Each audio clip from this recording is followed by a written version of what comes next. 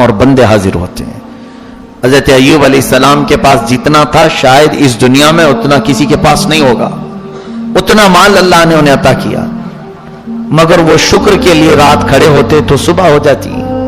اللہ تعالیٰ ان کو دکھا کر فرشتوں پر رشک فرماتا تھا, اے فرشتوں دیکھو میرا بندہ, میں نے اسے سب دیا ہے پھر بھی میری عبادت میں کمی نہیں کرتا. فرشتوں نے کہا کہ مولا اگر تو اس سب سے لے لے گا تو شکر کرے گا یہ بندہ تیرا؟ اللہ تبارک و تعالیٰ نے فرمایا اب اسے میں آزمائش میں ڈالتا ہوں. تم نے یہ سوال کیا ہے کہ میرے مال ساری چیزیں دینے کی وجہ سے یہ شکر کر رہا ہے. تو حضرت ایوب علیہ السلام کثرت سے الحمدللہ کہا کرتے تھے. پھر اللہ تبارک و تعالیٰ نے اچانک آزمائش میں, امتحان میں ایسا ڈالا اس نبی پاک کو کہ آندھیاں چلیں, ایسی آندھیاں چلیں کہ ان کے پورے جانور ایک ساتھ مر گئے, سب چلے گئے. ایک بھاری نقصان ہے یہ, کروڑوں کا نقصان جس کا ہو جائے. حضرت ایوب علیہ السلام پھر مصلی بچھائے اور رات میں الحمدللہ کی تکرار شروع کرتے ہیں کہ رب العالمین تیرا کروڑا شکر و احسان ہے, اور شکر بجا لاتے رہے. یہاں تک کہ پھر چند دنوں کے بعد بیماریوں کی وبا پھیلی. وہ بیماریوں میں ایسا ہوا کہ ان کی اولاد یہ کے بعد دیگرے انتقال کرنا شروع ہو گئی. ان کے بیٹے اور بیٹیاں جتنی تھیں تقریباً 100 اولاد ان کی سب انتقال کر گئے. ہر بیٹے کے انتقال کے وقت جب آپ کو خبر دی جاتی تو یہ کہتے کہ میرا کچھ بھی نہیں گیا, رب تبارک و تعالیٰ نے دیا تھا اور اس نے واپس لے لیا, مجھے کس چیز کا غم ہے. وہ الحمدللہ کہتے رہے, اسی پر قائم رہے. ظاہر سی بات ہے اولاد کی محبت, مال کی محبت فطرت میں آ ہی جاتی ہے. یہ بہت کٹھن مرحلہ ہوتا ہے کہ صبر کر لے جانا. بولنے کے لیے بڑا آسان ہے, بولنا آسان ہے, عمل کر کے دکھانا یہ بہت کٹھن مرحلہ ہے. کسی کی جدائی برداشت کرنا یہ سب کے بس کا بات کام نہیں. اس کے بعد ان کی یہ اہل خانہ سارے جب دنیا سے رخصت ہو گئے, کچھ بھی باقی نہیں تھا سوائے آپ کے ایک چھوٹے سے گھر کے اور آپ کی ایک وفا شعار بیوی حضرت بی بی رحمت, ان کو جمیلہ بھی کہا گیا ہے. حضرت بی بی رحمت آپ کے ساتھ رہیں خدمت کرتے ہوئے, باقی کوئی نہیں تھا. حضرت ایوب علیہ السلام پھر چند دنوں کے بعد خود آپ کو علالت بیماری ایسی آئی کہ بخار بڑھتا گیا بڑھتا گیا بڑھتا گیا, اتنا کہ آپ کا جسم بخار سے گل گیا پورا. لیکن اس حالت میں بھی آپ بارگاہ رب العزت میں پوری رات کھڑے ہونے کی کوشش کرتے. آپ لکڑی کے سہارے, دیوار کے سہارے کھڑے ہوتے تھے اور گر جاتے تھے رات کو عبادت کرتے کرتے. پھر ایک وقت ایسا بھی آیا کہ آپ کے جسم میں سب دراڑیں پڑ گئی تھی, گوشت کٹ کٹ کے گرنے لگا. اور جب آپ کو سلایا جاتا پھر اٹھایا جاتا تو آپ کی چمڑی بسترے سے لگ جاتی تھی. جسم مبارک میں اس قدر گلن آ گئی تھی, یعنی گل گیا تھا بخار کی تپش سے, گرم سے. اس حالت میں آپ سوئے رہے. پھر اب کھڑے ہونے کی بھی طاقت نہیں تھی تو لیٹے ہوئے اپنی زبان سے الحمدللہ الحمدللہ کہتے رہے. ایک دن بھی شکایت نہیں کی, ایک دن بھی نہیں کہا میرا تو سب لٹ گیا, میں کیا تھا, کیسا تھا, کہاں آ گیا, کچھ بھی نہیں. اس حالت میں بھی بستر پر رب تبارک و تعالیٰ کے شکر میں مصروف ہے. اسی لیے تو صبر اور شکر یہ دو چیزیں بہت ہلکی چیزیں ہیں کہنے کو, لیکن عمل میں اتنی ہی بھاری ہیں, بہت بھاری ہیں. صبر کر لے جانا اور شکر کر لے جانا یہ اولیاء اکرام, انبیاء اکرام کی اعلیٰ عادتوں میں سے ہے. اگر کسی کو لگ گئی یہ عادتیں سمجھ لو کہ وہ بہت بڑا مقام حاصل کر لیا, بہت بڑا مقام حاصل کیا. ورنہ ہر ایک کے بس کی بات ہے ہی نہیں ہے. میرے عزیزو, سیدنا ایوب علیہ السلام اسی حالت میں سوئے رہے. پھر ایک وقت ایسا آیا کہ آپ کی زبان کٹ گئی جگہ جگہ سے, زبان ہلتی نہیں تھی. اس حالت میں بھی ان کی وفا شعار خاتون حضرت بی بی رحمت انہیں چھوڑ کر نہیں گئی. اس خاتون کو ہماری عورتیں آئیڈیل بنا لیں, نمونہ بنا لیں. آج अगर तुम्हारा शोहर सही सलामत है, तुम्हें देख रहा है, कमा रहा है, तो उसके आगे पीछे घूम रही हो। जहां उसकी नौकरी छूटी, जहां उसकी सेहत में कमी आई, तुम फौरन शिकायतें शुरू करती हो और फिर कोशिश में ये लगी रहती किसी भी तरह से भाग जाएं छोड़ करके। कुछ नहीं करता है। उसकी सेहतमंदी के दिनों में तो कुछ किया उसने। अगर आज उस पर कोई चीज आफतें आ गई हैं, बारगाह रब्बुल इज्जत में दुआ करो कि मौला इस पर आई हुई बलाएं टाल दे। अल्लाह ताला बीवी की दुआ से शोहर को सही फरमाता है, लेकिन नाशुक्री बीवियों से नहीं। और हदीस पाक में यह भी है, हुजूर सल्लल्लाहु अलैहि वसल्लम फरमाते हैं, मैंने जहन्नम में अक्सर औरतों को देखा मेराज की रात में। सहाबा से सहाबियात उस वक्त जो मौजूद थी हुजूर से पूछती हैं, या रसूल अल्लाह क्यों औरतें ज्यादा क्यों थी? अल्लाह के नबी फरमाते यकफुरनल अशीर, कि वो अपने शोहरों की नाशुक्री बहुत करती हैं, नाशुक्री। और हुजूर ने ये लफ्ज भी बता दिया हदीस पाक में कि जिंदगी भर उसके साथ उसका शोहर अच्छा करता है, कभी उसकी ख्वाहिश के मुताबिक कोई काम नहीं किया तो पूरे कामों को यूं कह देती है, कब तुमने मेरे साथ अच्छा किया। ये जुमला उसको जहन्नम में ले जाएगा।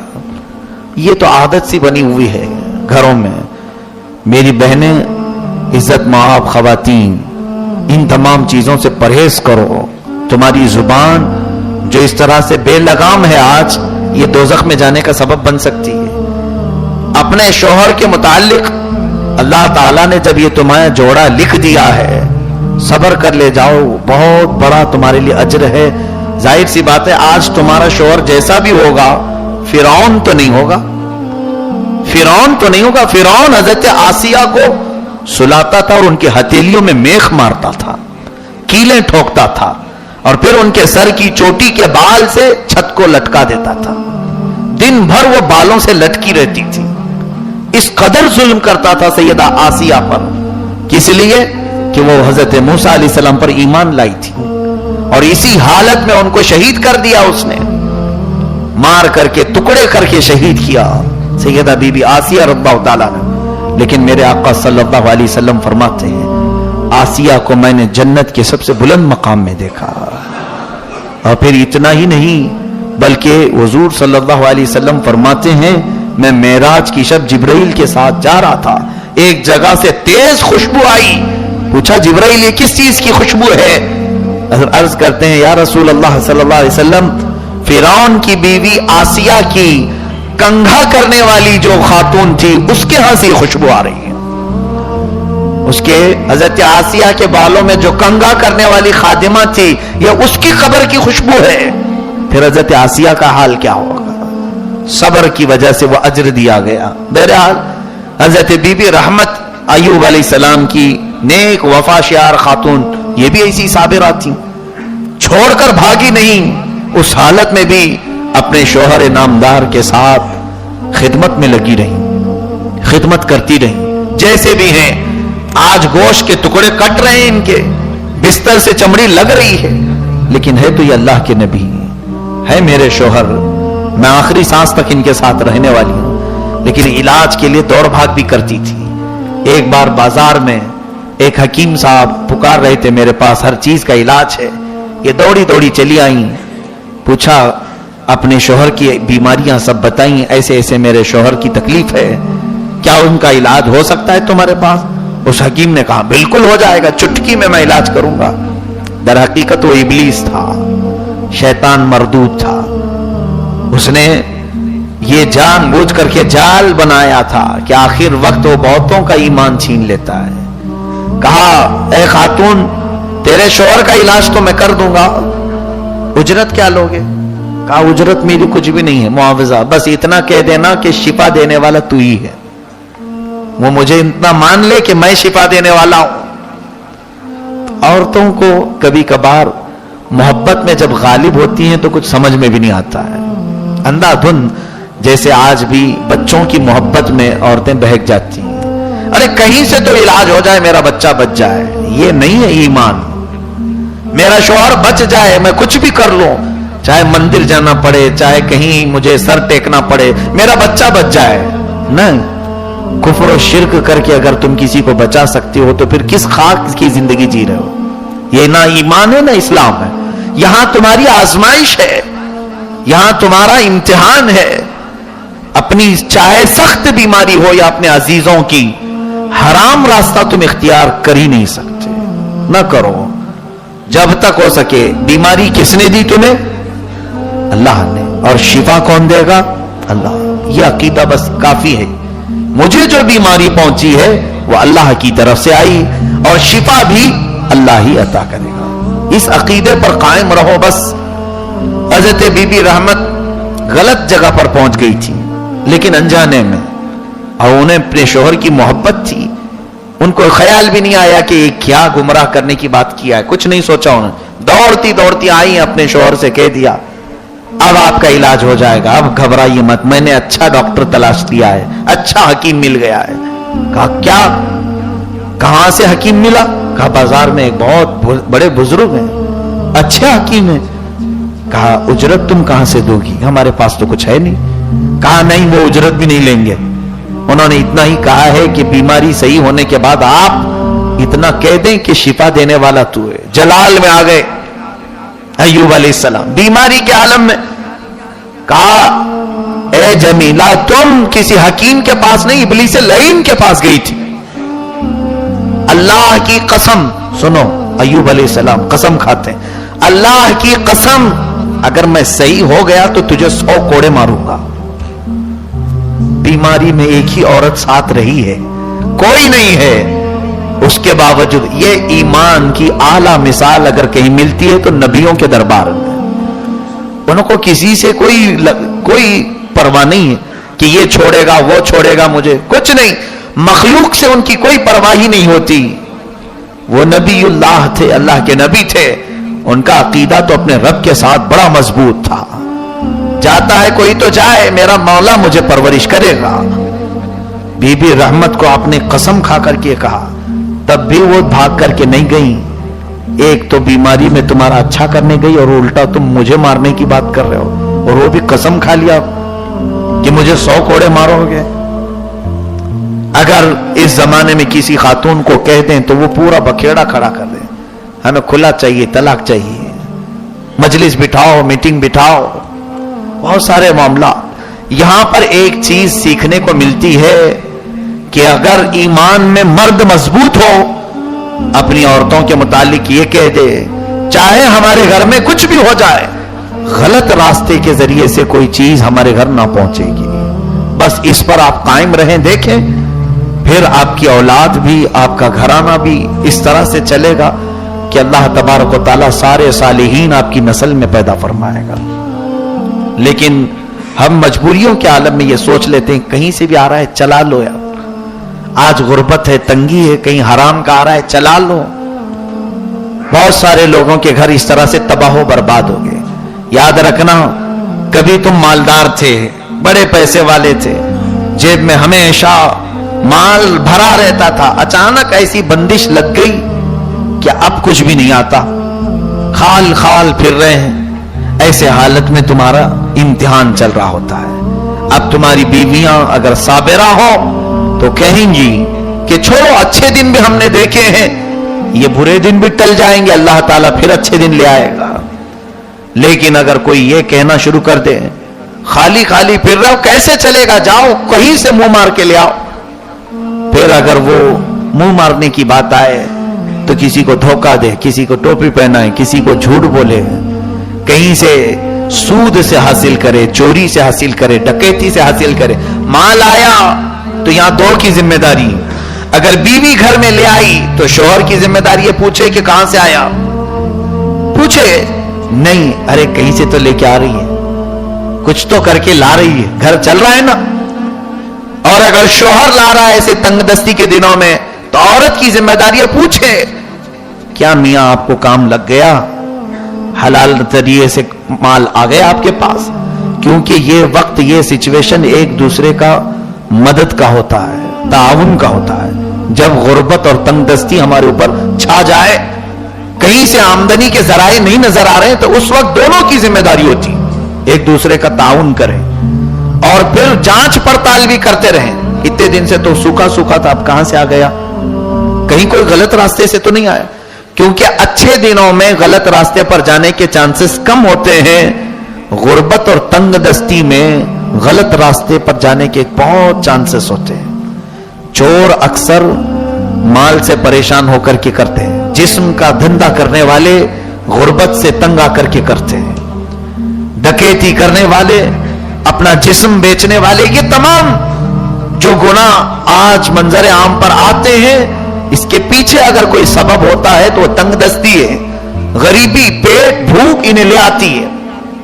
बहुत सारे कामों में कई ऐसे मुसलमान बच्चियां और मुसलमान बच्चे चले गए, बहुत सारे किस काम में लगे हैं, माज़ल्लाह रब्बिल आलमीन। पिछले साल की बात है, मुझे एक साहब ने बताया था कि ये अपने जिस्म को बेचने के काम शुरू कर चुके हैं, कि इन्हें इसकी नुमाइश के, इसके इस्तेमाल के अच्छे खासे पैसे दिए जाते हैं। ऐ मेरे अजीजों, कि अल्लाह ताला की ये अमानत तुम्हें इस काम के लिए, इस्तेमाल के लिए दिया है मौला ने, इस गलीज काम के लिए, जिसमें अगर तुम्हारे ऐब रब तबारक ताला खोले तो मुआशरे में रहने के काबिल ना हो। अल्लाह ताला हमारी तंग दस्ती और गुर्बत में हमारी हिफाजत फरमाए। हजरत अय्यूब अलैहिस्सलाम की खातून जरा गलत रास्ते, गलत हकीम के पास चली गई तो आपका जोश ईमानी तो देखो, कसम खा लिया कि अगर मैं सही हो गया तो तुझे कोड़े मारूंगा, 100 कोड़े मारूंगा। उन्होंने तौबा कर लिया, नहीं मुझसे भूल हो गई, मैं आपकी मोहब्बत में समझ ही नहीं पाई कि वो क्या कहा। खैर अल्लाह ने मुझे हिदायत दी आपके जरिए से, शुक्र बजा लाई, फिर भी छोड़ करके नहीं गई।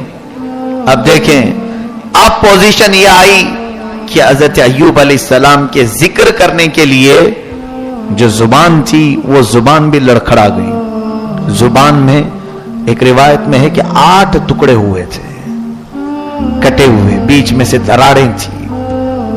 अब वो जुबान हिल नहीं पा रही थी, जो अल्हम्दुलिल्लाह की तस्बीह है। ए मेरे अजीजों, इतनी बीमारी अल्लाह ने किसी को दिया आप में से, उसके बावजूद शिकायत की जुबान कितनी लंबी है हमारी। अब हजरत अय्यूब अलैहिस्सलाम का जुमला सुने, कहते हैं रब्बी इन्नी मस्सनी अद्दुर व अंत अरहमुर राहिमीन। ऐ अल्लाह, ये जुर, ये तकलीफ मेरी जुबान को लग तो रही है, लेकिन तू अरहमुर राहिमीन है, तू सबसे ज्यादा रहम करने वाला है। इतना ही जुमला मेरे मौला को भा गया। अल्लाह फरमाता है फस्तजबना लहू फकशफना मा बिही मिन दुर, हमने फौरन कबूल कर लिया और जो कुछ उसे तकलीफ पहुंची थी सब दूर कर दिया। कैसे? अल्लाह ताला फरमाता है और कुद बिरिजली का, ऐ अय्यूब अपना पैर हिलाओ, पैर जमीन पर मारो। आपने पैर जमीन पर मारा तो एक नहर उसमें से जारी हुई, एक बड़ी नहर वहां से खुल गई। अल्लाह का हुक्म हुआ इस नहर के पानी से नहा लो। हजरत बीबी रहमत ने उन्हें नहलाया, नहा करके जैसे ही फारिग हुए तो देखा बदन से सारी बीमारियां खत्म है। अल्लाह जो बीमारी देता है वही सेहत देने पर भी कादिर है। बिल्कुल आने वाहिद में अय्यूब अलैहिस्सलाम को सेहत कामिला मिली, तंदुरुस्ती आई। आप हशाश बशाश तबीयत के साथ थे, लेकिन अल्लाह ताला फरमाता है और एक पैर जमीन पर मारो। आपने दूसरा पैर जमीन पर मारा तो अल्लाह तबारक ताला फरमाता है आतैनाहु अहलहु व मिथलहु माहुम, हमने अय्यूब को उसकी पूरी औलाद दोबारा जिंदा करके दे दी, बल्कि उतनी ही माल और हमने उसे दे दिया जो पहले था। हजरत अय्यूब अलैहिस्सलाम आजमाइश में कामयाब हो गए, इम्तिहान में कामयाब हुए। अब रब ताला ने फरिश्तों से फरमाया, ए फरिश्तों, तुम कहते थे कि मैंने इसे माल बहुत दिया इसलिए ये इबादत में रहता है, क्या तुमने देखा इसको बीमारियों की आला दर्जे तक मैंने तकलीफ दे दी, फिर भी इसकी जुबान लड़खड़ाई नहीं शिकायत में, मेरे शुक्र में ही ये बंदा रात गुजारता रहा। हक अदा फरमाया सैयदना अय्यूब अलैहिस्सलाम ने। लेकिन अब उसके बाद की बात देखिए, हजरत अय्यूब अलैहिस्सलाम कसम खाए थे बीमारी में, अब वो कोड़ा मारने के लिए बैठ भी गए। बीबी रहमत को कहा कि मैंने कसम खा लिया। कसम को मामूली मत समझें, जो रोजमर्रा आप खा लेते हैं। कसम खाने के बाद अगर कोई पूरी नहीं किया तो कुरान का हुक्म सुनिए, فَكَفَّارَتُهُ إِطْعَامُ عَشَرَةِ مَسَاكِينَ، پھر اسے 10 مسکینوں کو کھانا کھلانا پڑے گا، یا پھر کپڑے پہنانے پڑیں گے، او کسوتوں او تحریر رقبہ، فَمَن لَّمْ يَجِدْ فَصِيَامُ 3 أَيَّامٍ، اور اگر 10 مسکینوں کو کھانا نہیں کھلا سکتا تو قسم توڑنے کے کفارے میں اسے 3 روزے رکھنے پڑیں گے۔ یہاں پتہ نہیں کتنے لوگ صبح سے شام تک ماں کی قسم، باپ کی قسم، اس کی قسم، اس کی قسم، یہ عادت سی ڈال لی ہے۔ اور حدیث پاک کے الفاظ یہ بھی سن لیجئے کہ منافق کی علامت یہ ہے کہ وہ ہر بات پر قسم کھایا کرتا ہے۔ منافق کی علامت کہ وہ اپنے کاروبار میں بیچنے کے لیے قسم کھا کر کے بیچتا ہے۔ لا تجعلوا اللہ عرضۃ لایمانکم، اللہ کو اپنی قسموں کا نشانہ نہ بناؤ، اللہ فرماتا ہے۔ قسم کھانے کی جو ضرورت ہے وہ بہت الگ چیز ہے، جہاں یقینی بات کہی جاتی ہے وہاں پر قسم یاد کی جاتی ہے۔ اب سنیے، نبی کی قسم ایسے نہیں ہوتی کہ کھا لیے اور چھوڑ دیے، ایسا تو چلتا رہتا ہے نا، اس کو پورا کرنے کے لیے بیٹھے۔ اب 100 کوڑے عورت کو ماریں گے تو مری جائے گی۔ بی بی رحمت اور اتنی وفا شعار خاتون کی بیماری میں بھی ساتھ نہ چھوڑی، لیکن کیا ہے، حضرت ایوب علیہ السلام نے جو کوڑے مارنے کی قسم کھائی اس کو پورا کرنے بیٹھے ہی تھے کہ اللہ تعالیٰ کو رحم آیا۔ مولا تعالیٰ نے جبرائیل امین کو بھیجا، کہا ہے جبرائیل جاؤ، میرا بندہ اپنی قسم پوری کر کے رہے گا، کیونکہ انہوں نے قسم یاد کی، قسم کھایا ہے تو یہ پوری کر کے رہیں گے۔ ان سے کہہ دینا خذ بیدک ضغطا فاضرب بہ ولا تحنث انا وجدناہ صابرا۔ اللہ فرماتا ہے ایوب سے کہنا ایک جھاڑو لے لے جس میں 100 کاریاں ہوتی ہیں، ایک بار بی بی رحمت کو مار دے اس کی قسم پوری ہو جائے، 100 کوڑے کے برابر۔ یہ رب تبارک و تعالی ہے، جب وہ چاہے اپنے معاملات میں تخفیف اور آسانی بھی فرما دے۔ ویسے ہم گناہوں کے بوجھ اٹھا کر کے لے جاتے ہیں۔ آج قرآن کی ایک آیت میں پڑھ رہا تھا جس میں اللہ تبارک و تعالی فرماتا ہے وَسِيقَ الَّذِينَ كَفَرُوا إِلَى جَهَنَّمَ زُمَرًا، کھینچ کر کے لایا جائے گا کافروں کو، حَتَّى إِذَا جَاءُوهَا فُتِحَتْ أَبْوَابُهَا، جب وہ قریب آئیں گے دروازے کھول دیے جائیں گے، وَقَالَ لَهُمْ خَزَنَتُهَا، اور جہنم کے جو دربان کھڑے ہوں گے وہ ان سے کہیں گے، کافروں سے، جہنمیوں سے، أَلَمْ يَأْتِكُمْ رُسُلٌ مِّنْكُمْ، کیا تمہارے پاس اللہ کے رسول نہیں آئے تھے؟ یتلون علیکم آیات ربکم، تمہارے سامنے وہ تمہارے رب کی آیتیں تلاوت نہیں کرتے تھے؟ وَيُنذِرُونَكُمْ لِقَاءَ يَوْمِكُمْ هَذَا، اور یہ قیامت کے دن سے تمہیں نہیں ڈراتے تھے؟ یہ جہنم کے دربان پوچھ رہے ہوں گے، کھینچ کر کے جن جن کو لایا جائے گا۔ اب وہ کیا کہیں؟ قَالُوا بَلَا وَلَكِنْ حَقَّتْ كَلِمَةُ الْعَذَابِ عَلَى الْكَافِرِينَ، کہیں گے ہاں آئے تو تھے لیکن کیا کریں، افسوس کہ عذاب ہم پر مسلط ہو گیا ہے۔ پھر کہا جائے قیل ادخلوا ابواب جہنم خالدین فیہا، ان سے کہا جائے گا داخل ہو جاؤ جہنم میں، ہمیشہ تم کو یہاں رہنا ہے، نکلنا نہیں اب یہاں سے۔ پھر دوسری آیت وسیق الذین اتقوا ربهم الی الجنۃ زمرا، کچھ متقی پرہیزگاروں کو بھی کھینچ کر کے جنت پہ لے آیا جائے گا، ان کو بھی پکڑ کر کے لے جانے کی بات ہے۔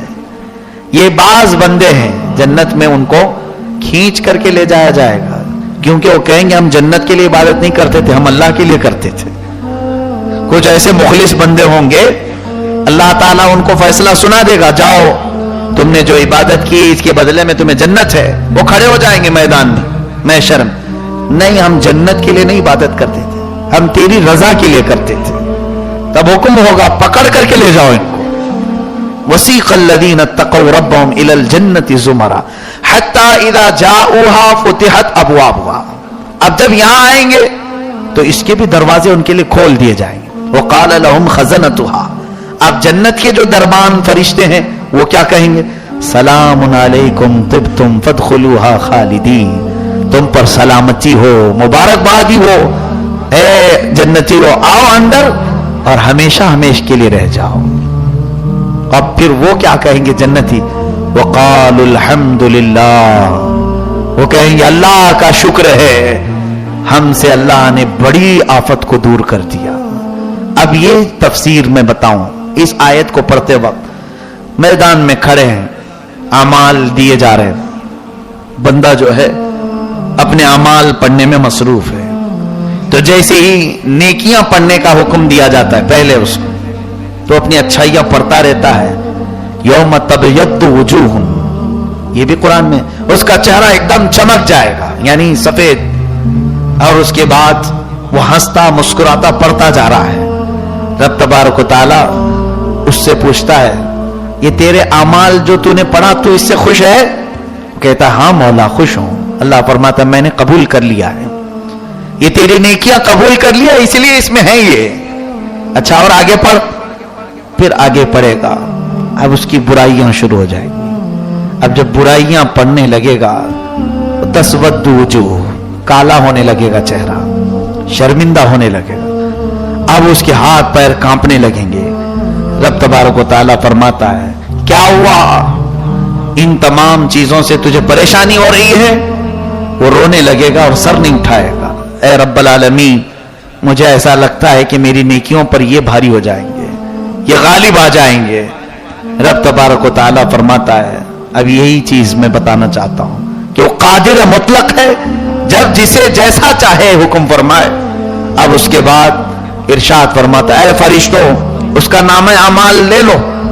فرشتے لے لیں گے اور اس کے بعد پھر اسے دیں گے. پھر پڑھ. اب پڑھنے لگے گا, اللہ تبارک و تعالیٰ اس کی پوری برائیاں مٹا چکا ہوگا. یمحو اللہ ما یشاء ویثبت, یہ بھی ہے اللہ جو جو چاہے گا وہ مٹا دے گا, اور جتنا چاہے گا اتنا باقی رکھے گا. اب پھر اس سے کہا جائے گا پڑھو, وہ کہے گا مولا اب بھی جو پڑھ رہا تھا وہ کہاں چلی گئی, جو میری برائیاں تھی وہ کہاں چلی گئی؟ تو رب تعالیٰ فرماتا ہے وہ میرے غفران, میری مغفرت میں چلی گئی. میں نے تیرے ساتھ رحم کا معاملہ کیا, اس لیے کہ دنیا میں تو مجھے غفار کہا کرتا تھا, تو دنیا میں مجھے ستار کہا کرتا تھا. میرے عزیزو, یہاں پر حضرت ایوب علیہ السلام کی بیوی پر بڑا حکم تھا 100 کوڑے مارنے کا, لیکن اللہ نے اس کو تخفیف میں لایا, آسانی پیدا کی. بہرحال آج طاق رات ہے. میرے آقا صلی اللہ علیہ وسلم نے ارشاد فرمایا رمضان المبارک میں حضور پہلے روزے سے اعتکاف میں بیٹھ گئے, 1 سال 10 روزے اعتکاف میں گزرے, پھر 10ویں سے 20ویں تک پھر اعتکاف میں بیٹھے. اس کے بعد 20ویں روزے کے بعد سے اب یہ آخری عشرہ جو ہے پھر اعتکاف میں بیٹھے اور اپنا پردہ ہٹایا. حجرے کے پاس ماں عائشہ صدیقہ فرماتی ہیں حضور نے مجھ سے کہا کہ عائشہ اعلان کر دو, میں پہلے عشرے میں بھی بیٹھا, دوسرے عشرے میں بھی بیٹھا تاکہ شب قدر کو تلاشوں, لیکن اللہ نے مجھے ابھی حکم فرمایا کہ شب قدر رمضان کے آخری عشرے میں رکھی گئی, آخری عشرے میں رکھی گئی. حضرت عائشہ نے پوچھا یا رسول اللہ اعلان کر دوں کہ لیلۃ القدر آخری عشرے میں ہے؟ کہا ہاں. کہا کون سی راتوں میں وہ ڈھونڈے؟